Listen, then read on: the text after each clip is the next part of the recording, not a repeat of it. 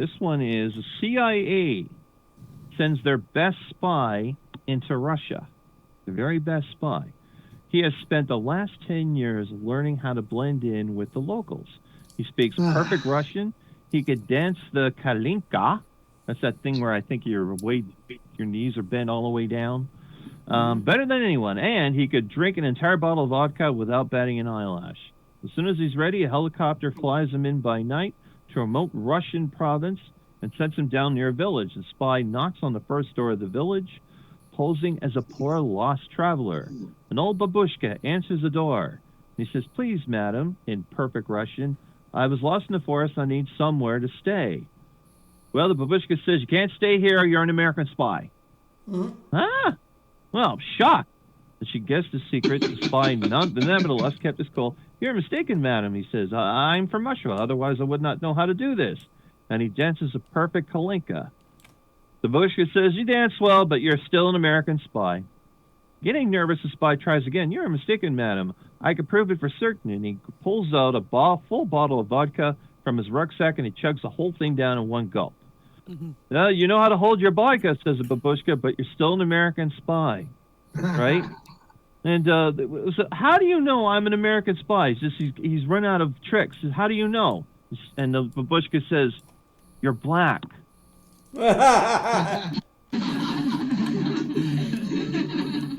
So then we're going to hand things off to Wynott. Wynott, once you get up here and make us laugh, please. Hooray for Wynott. This is going to be a very short segment. Yeah.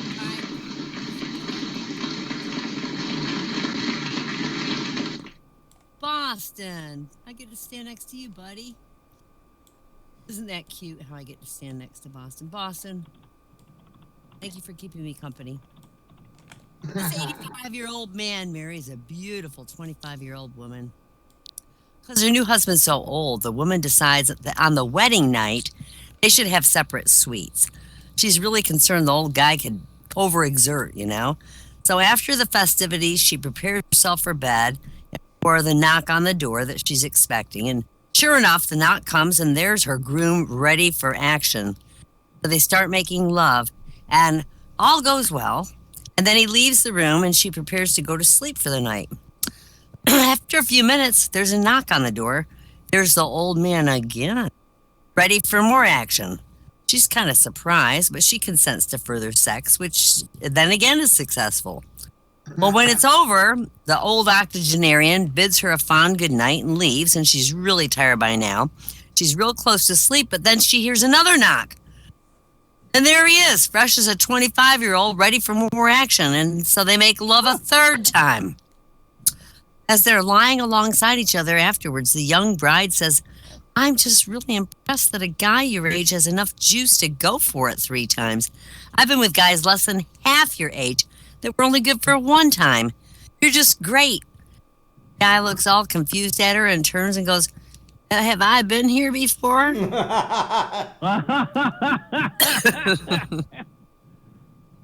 After 40 years of marriage, Frankenstein and the bride of Frankenstein come to a standstill in their love life. Each night, Frankenstein comes home from work, eats his dinner, and sits in front of the TV till sleep. Well, really dissatisfied with the bride, goes to a therapist. "He's never in the mood," says the bride of Frankenstein. The therapist says, "Try a nice romantic candle." Well, the next day, the bride returns to the therapist with a frown. "He's still not in the mood," she complains.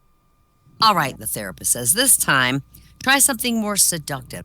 Put some sexy lingerie on and lure him to the bedroom." The bride comes to the therapist the following day, complaining that her monster of a husband is still not in the mood. As a final piece of advice, the therapist says, "You should try to recreate what sparked your romance." Next day, the bride returns with a big grin on her face. "Thank you so much," she says to the therapist. "Last night, I forced Frankenstein to come outside in the middle of a frightening lightning storm. Right there in our backyard, he made love to me like it was our very first time ever." Oh, making love in a lightning storm put him in the mood, therapist? "Oh, well," says the bride. I tied a kite to his penis. I'll get things up and running.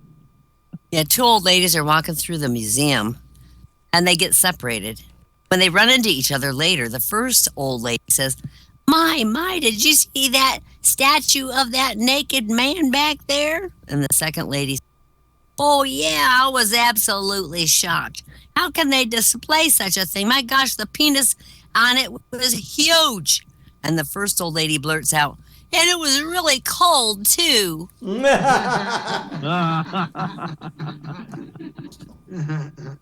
This couple was married for like 50 years, so they're sitting at the breakfast table one morning, and the old guy says to his wife, just think, honey, we've been married for 50 years. Yeah, she says, just think, 50 years ago, we were sitting here at this breakfast table together. I know, says the old man. We were probably sitting here naked as jaybirds 50 years ago. Well, Granny Snickers, what do you say we should get naked? What do you think about that?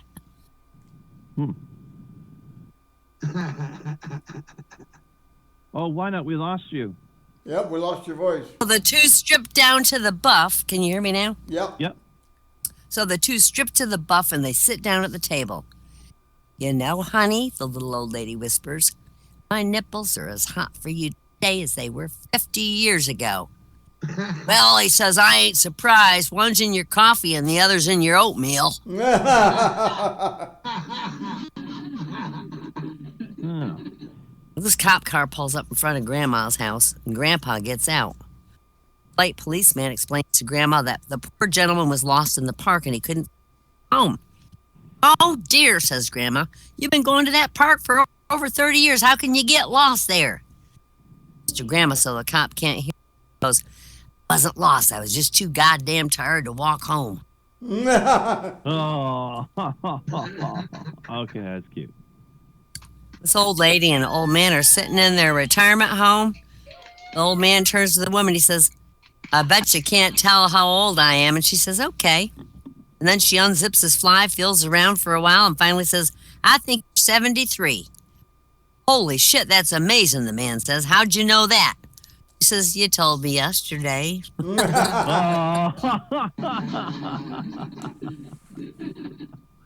This guy goes to his grandmother's house and he takes one of his friends with him. And while he's talking to his grandmother, his friend starts eating the nuts on the coffee table and finishes them all off. And while they're leaving, the friend says, hey, thanks for the peanuts. And she goes, oh, yeah. It's fine. Since I lost my dentures, I can only suck the chocolate off of them.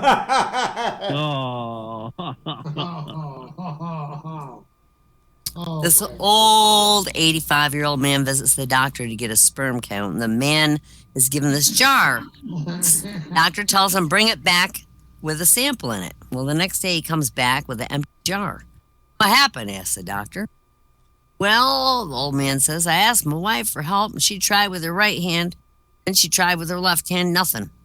Then she tried with her mouth. First with her teeth in, then with her teeth out, and still nothing happened.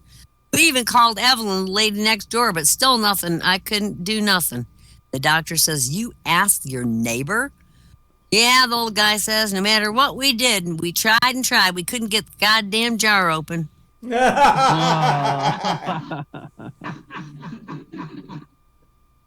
This old lady in a nursing home's wheeling up and down the hall in her wheelchair, making sounds like she's driving a car. And as she's going down the hall, this old man jumps out from a room and says, excuse me, ma'am, but you were speeding. Can I see your driver's license? So she digs around in her purse a little bit, pulls out a candy wrapper, old to him. Looks it over and he gives her a warning and sends her on her way up and down the hall. She goes again. Again, the old man jumps back out of the room, goes, excuse me, ma'am, I saw you cross over the center line back there. Can I see your registration, please? She digs around in her purse, pulls out a store receipt. She hands that to him. He looks it over, gives her another warning, sends her on her way, and she goes off again, up and down the halls, weaving all over. As she comes to the old man's room again, he jumps out, stark naked, and he has an erection. The old lady in the wheelchair looks up and says, oh, no, not the breathalyzer again.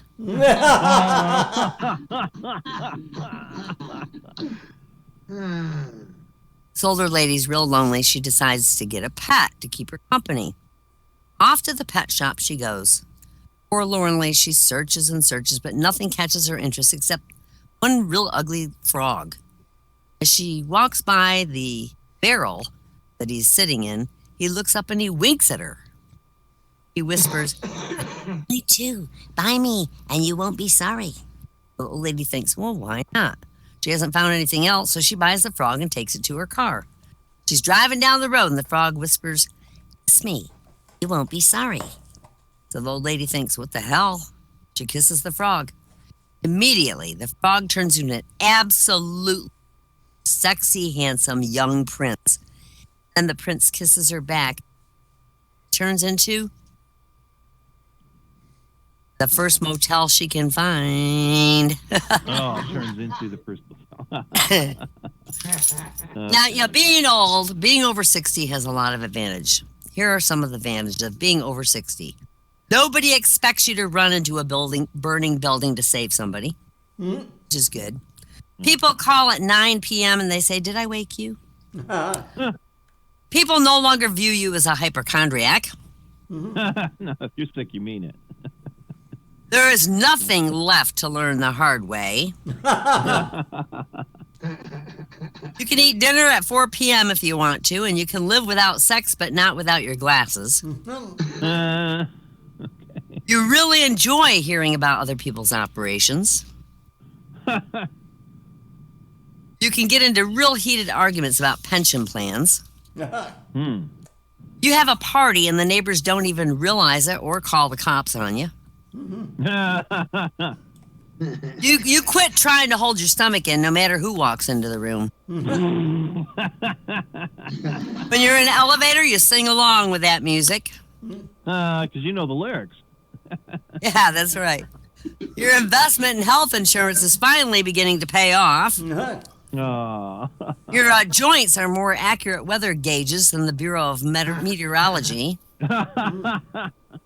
And best of all, your secrets are all safe with your friends because they can't remember them either. Or, either that or they're in the grave. Okay, now this is for coronavirus. Now, half of us are going to come out of this quarantine as amazing cooks. The other half will come out with a drinking problem. Now, I used to go to the toilet in the bathroom and spin that toilet paper like I was on the Wheel of Fortune, but now it looks like I'm cracking a safe.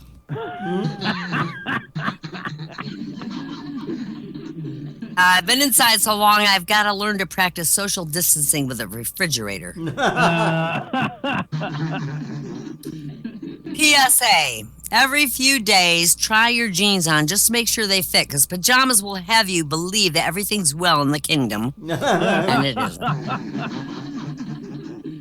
Homeschooling is going well. 2 students suspended for fighting, and I, the teacher, I was fired for drinking on the job. We're all homeschooling our kids, you know that, right?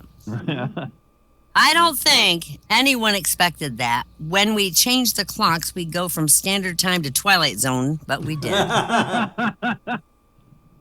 This morning, I saw a neighbor talking to her cat. It was obvious she thought her cat understood her. I came into my house and I told my dog, and we laughed a lot. So after this quarantine, will the producers of my 600-pound life just find me, or do I have to go hunt for them? Quarantine day 5. Went to this restaurant called The Kitchen. You have to gather all the ingredients and make your own meal. I have no clue how this place is still in business. My body has now absorbed so much soap and disinfectant that when I pee, it cleans my toilet. Day